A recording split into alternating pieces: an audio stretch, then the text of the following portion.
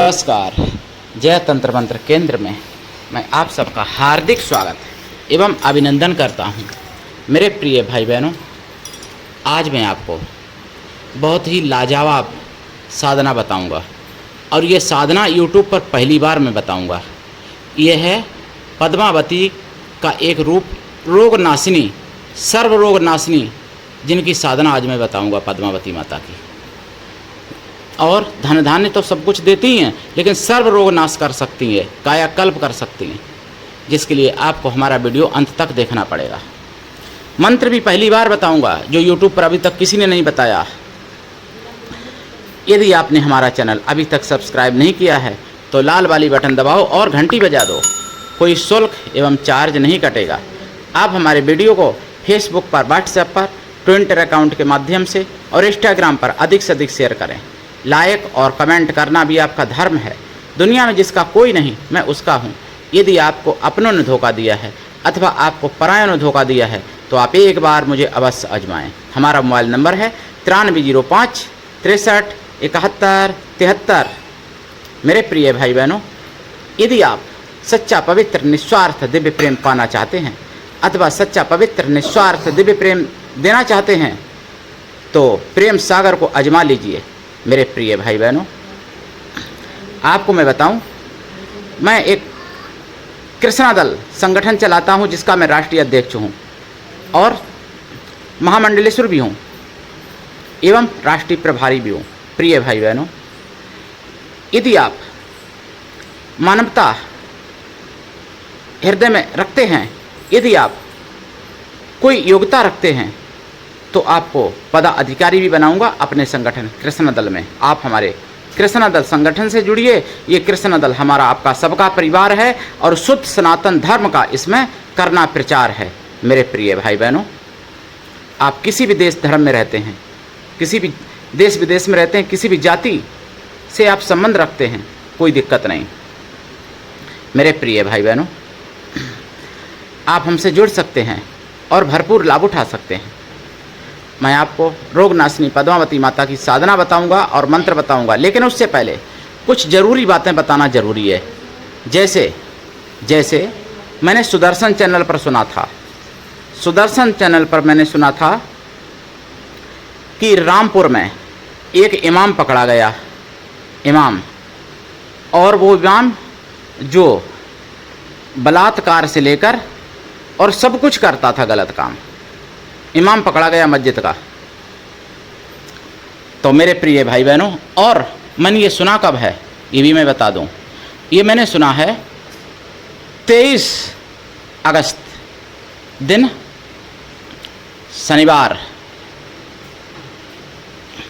23 अगस्त 2025 Sudarshan channel पर सुना है। सुदर्शन चैनल की मैं सारी खबरें बताता हूँ जो मैं सुनता हूँ।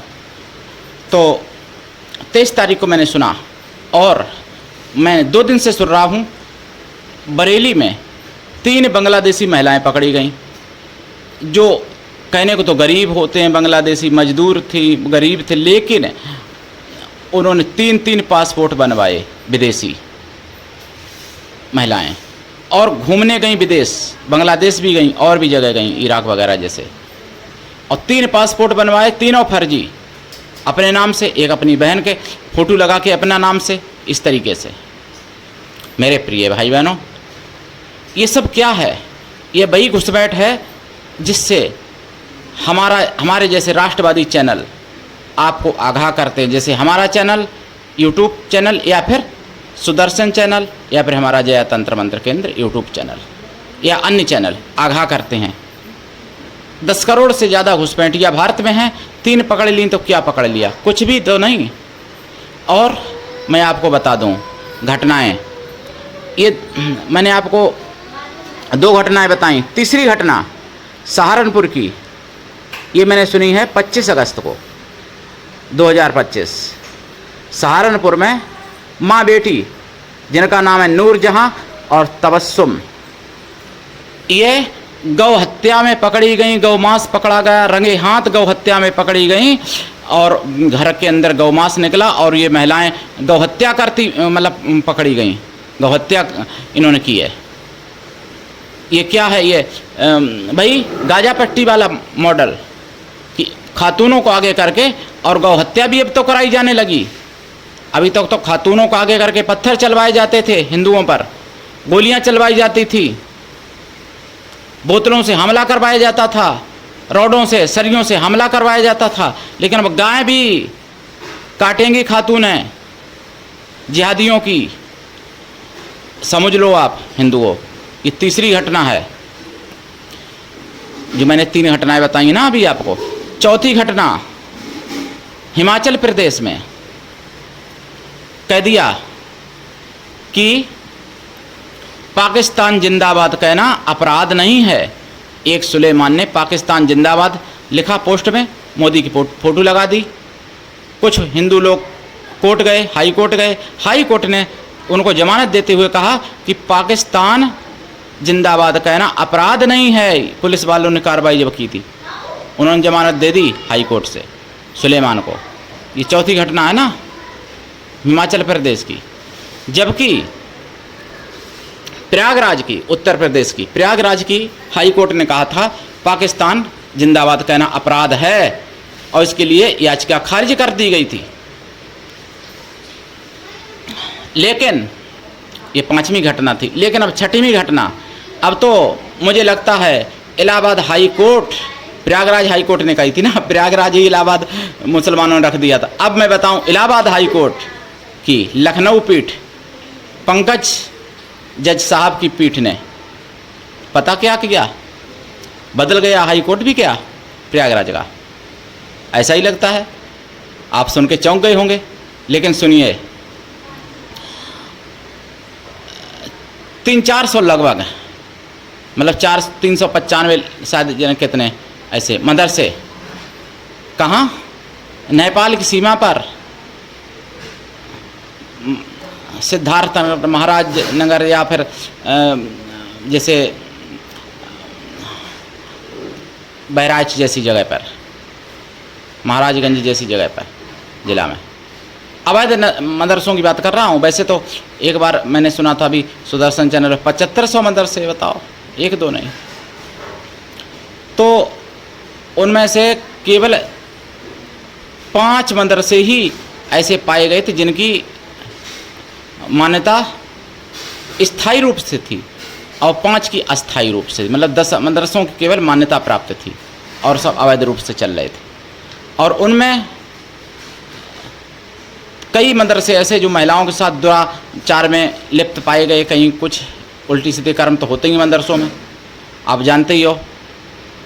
जैसे बरेली, वो मेरठ, बरेली में गलती से बोल गया था, मेरठ में एक मौलाना मदरसे का पकड़ा गया था जिसने 12 साल की कन्या के साथ शोषण करता रहा। बुर्खा उसका उतारने के लिए कहता था और उसका हिजाब उतारने के लिए कहता था, फिर उसकी बॉडी को सहलाता था मौलाना, उसके साथ बलात्कार करने की कोशिश की, मतलब या किया हो वो तो भाई मैं नहीं था वहाँ पर, बताया तो यही जा रहा है कि कोशिश की। तो मदरसों में यही होता है। झांसी में पकड़ा ही गया था जो ट्रेन लौटाने की कोशिश, मतलब ट्रेन पलटने की कोशिश सिखाता था झांसी का। तो मदरसे में सारे गलत काम मदरसों में होते हैं, आपको मैं बता दूं स्पष्ट। फिर भी पंकज, मैं कहता ना कि कुछ हिंदू ऐसे हैं, अब आप समझ जाओ उन्हीं में से पंकज साहब, जज साहब भी होंगे, क्या पता। पंकज जज साहब ने कहा कि सरकार तुरंत मदरसों पर ताला खोल दे, और सरकार को फटकार लगाई योगी सरकार को, और कहा तुरंत ताला खोल दे उन मदरसों पर से, और बिना सुनवाई किए हुए कोई मदरसा सील ना करे। समझ लो बदल गया ना इलाहाबाद हाई कोर्ट, बदला ही हुआ तो मानेंगे। जो जिहादियों को पक्ष में हो गया, जहाँ सारे गलत काम होते हैं उनके पक्ष में हो गया। अगर कोई हिंदू होता, हिंदुओं के पक्ष में शायद ऐसा फैसला नहीं करेंगे जज साहब, हमारे माननीय साहब है ना। तो अब ऐसे न्यायपालिका को, अब हिमाचल प्रदेश का मैंने देख ही लिया उदाहरण, तो मैं न्यायपालिका कहूँ कि मैं न्याय घालिका कहूँ, मुझे समझ में नहीं आता। या फिर मैं न्यायपालिका कहूँ या अन्यायपालिका कहूँ, क्या कहूँ, आप कमेंट करके मुझे ज़रूर बताइए प्रिय भाई बहनों। आप हमसे ज़्यादा समझदार हो। मैं अभी तक तो न्यायपालिका कहता था, अब मैं अन्यायपालिका कहूँ कि न्यायघालिका कहूँ कि न्यायपालिका पर ही टिका रहूँ, बताइएगा कमेंट करके, ठीक है। कमेंट करना, अपनी बुद्धि का परिचय दिया करो भाई बहनों। तो ये घटनाएं हो रही हैं आज के समय में। और इधर आपने तो ऐसा कोई दुनिया में नहीं होगा शायद, और दुनिया में बचे भी हों, लेकिन अपने देश में तो ऐसा कोई नहीं है जो पप्पू को न जानता हो। आप समझ गए होंगे कौन पप्पू। तो वो पप्पू कटियार की धरती पर तो संविधान की पुस्तक हाथ में लहराते हैं, ठीक है। और वही पप्पू क्या कहते हैं, महात्मा गांधी ने जीवन दिया था संविधान के लिए और गोड से संविधान से नफरत करता था जिसने महात्मा गांधी की गोली मारी, ये कहते हैं, ठीक। ध्यान से सुनना और थोड़ा बहुत हंस भी लेना अगर अच्छा हो तो। जबकि महात्मा गांधी की हत्या, गांधी तो खैर गद्दार या जो भी, मैं अब क्या बताऊं, राष्ट्रपिता लोगों को कहते हैं, वैसे तो देश के गद्दार ही थे वो। आप सुदर्शन पर मैं जान चुका हूं, सुदर्शन के माध्यम से और भी कई चैनलों के माध्यम से जिन्होंने देश के टुकड़े कराए। तो महात्मा गांधी का वध हुआ था जनवरी में, और संविधान का मसौदा, सबसे पहला मसौदा 21 फरवरी को आया, मतलब बना, ठीक। 48 में, 48 की बात कर रहा हूँ। और संविधान पूरी तरीके से लागू 1950 में हुआ, 26 जनवरी को, ठीक। अब आपको हंसी आएगी कि नहीं, कि संविधान जब बना भी नहीं था तब महात्मा गांधी की सोच संविधान की थी, तब संविधान से नफरत करने वाले कहाँ से आ गए भैया। संविधान तो बना भी नहीं था उस समय भाई। तो ऐसे ऐसे लोग बयान देते हैं पब्लिक को गुमराह करने के लिए, इसलिए भ्रमों से भी बचना, भ्रामक बातों से भी बचो, षड्यंत्र से भी बचो। हिंदुओं के प्रति बहुत षड्यंत्र हो रहा है मेरे प्रिय भाई बहनों, बहुत ज़्यादा षड्यंत्र हो रहा है। ये घटना मैं आपको बता रहा हूँ ताकि आप समझो। धामी सरकार ने एक फैसला लिया, उत्तर प्रदेश नहीं है, ये उत्तराखंड है, उत्तर प्रदेश का ही एक अंग है, ठीक। धामी सरकार ने फैसला लिया कि अल्पसंख्यक मुस्लिम ही नहीं, अल्पसंख्यक सिख, बौद्ध और ईसाई, फारसी भी हैं। मैं तो ये बहुत पहले से कह रहा हूँ, जो धामी सरकार ने आज फैसला लिया है, मान लो हमारी बात सुनी। हमारा चैनल फ्रीज जरूर है, लाखों व्यूज बनने पर भी 150 दिखते हैं, क्यों, यूट्यूब ने फ्रीज किया है। सनातन की बात मैं करता हूँ इसलिए। तो भैया इसमें कौन सी गलत बात कर दी धामी सरकार ने। तो बापे मुसलमान हाय हाय तोबा तोबा मचा रहे हैं, मतलब। जबकि मेरा तो मानना यह है कि मुस्लिम धर्म भारत में, मुस्लिम मजहब, मतलब धर्म तो सनातन है, क्षमा कीजिएगा, मुस्लिम मजहब भारत में अल्पसंख्यक है ही नहीं भाई। संविधान में देख लो कितनी परसेंट अल्पसंख्यक लोग होते हैं। अगर सिख बौद्ध अल्पसंख्यक हैं, ये सत्य है, और पारसी अथवा जैन, ये बौद्ध लोग, ये सब अल्पसंख्यक हैं। इनकी संख्या बहुत कम है। पारसियों की तो संख्या बहुत कम है, बहुत ज़्यादा कम है, बचे हैं थोड़े बहुत, ठीक है। तो जितना ज़्यादा अल्पसंख्यक जो है, मतलब संख्या में कम जितना अल्पसंख्यक होगा उसको उतना ज़्यादा उसका हक मिलना चाहिए। और अल्पसंख्यकों की मात्रा जितनी बढ़ती ज़्यादा है, यानी संख्या जिनकी ज़्यादा है, उनको अल्पसंख्यक उतना ही कम होना चाहिए। और इस हिसाब से, संविधान के हिसाब से अगर देखा जाए तो शायद 2% अल्पसंख्यक, 100 में से 2%। अब मुसलमान क्या 100 में से 2% हैं भारत में? मैंने सुना है कुछ लोगों के द्वारा कि 100 में से 2% जब हों तो अल्पसंख्यक उसको माना जाएगा, ठीक, संविधान के हिसाब से। तो क्या 100 में से 2% हैं? 140 करोड़ की आबादी में से मुसलमान 30 करोड़, लगभग 35 करोड़ हैं। हम ये कह रहे कागजों में 20 बताते हैं अपने को, तो 20 ही मान लो, तो 20% ही मान लो, तो 20% अल्पसंख्यक हक के कैसे अधिकारी हो गए, लेकिन ये याद करेंगे। और कांग्रेस ने ऐसा इनको पैदा दिया था कि अल्पसंख्यक का मतलब केवल मुस्लिम और कोई नहीं। तो धामी सरकार ने फैसला सही लिया, लेकिन उसका विरोध ये करेंगे और कर रहे हैं और आगे भी करेंगे। ऐसा फैसला पूरे देश में होना चाहिए, सभी सरकारों को फैसला लेना चाहिए। भाई अल्पसंख्यक का मतलब क्या है? अल्पसंख्यक की मुझे परिभाषा आप बताओ। जिसकी संख्या कम है, जिसकी संख्या थोड़ी है, तो जिसकी सबसे कम संख्या उसको सबसे ज़्यादा मिलना चाहिए भाई, जिसकी संख्या। और हाँ, एक चीज़ और है,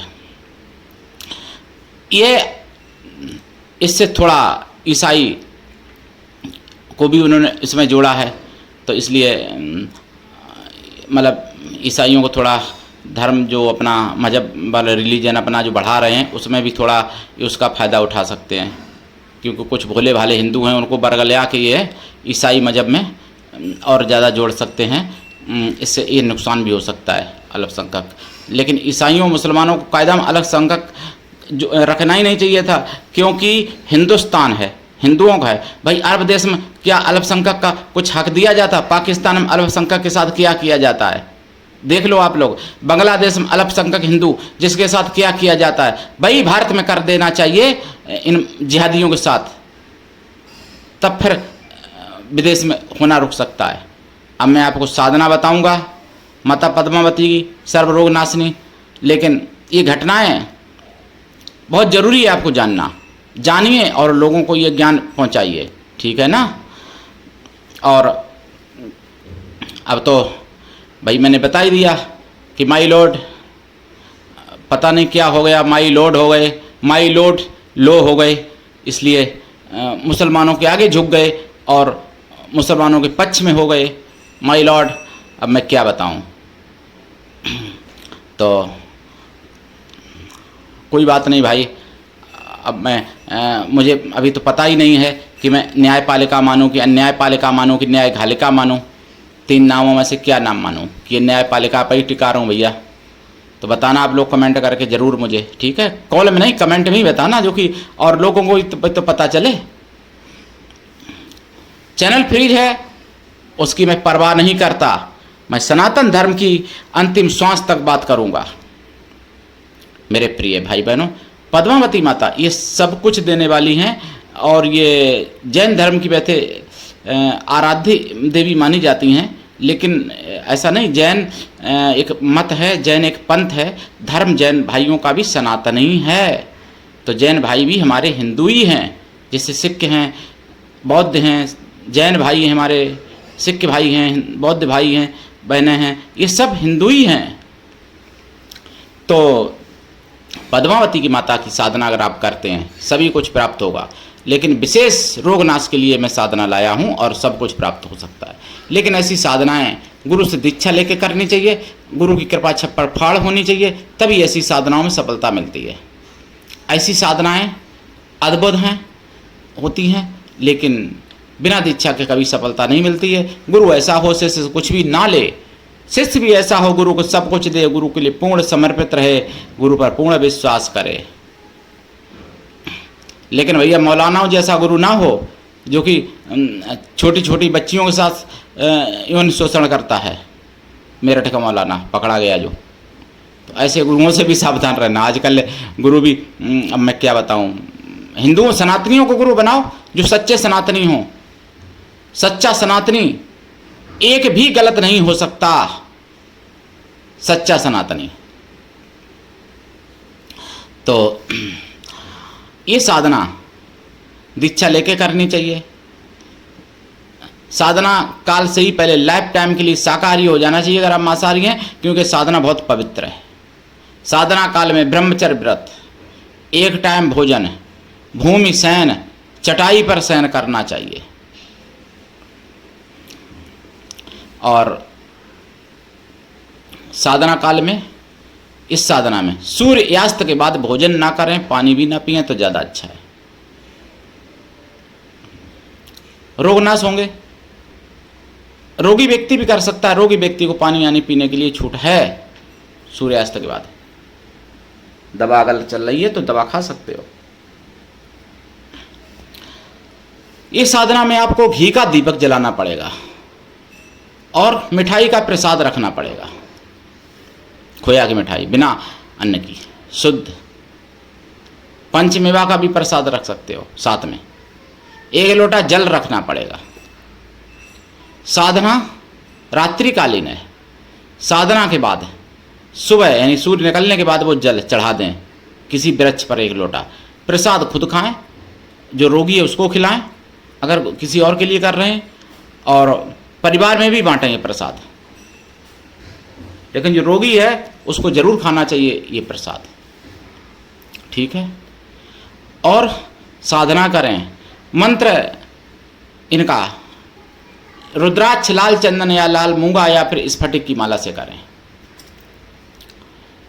मंत्र।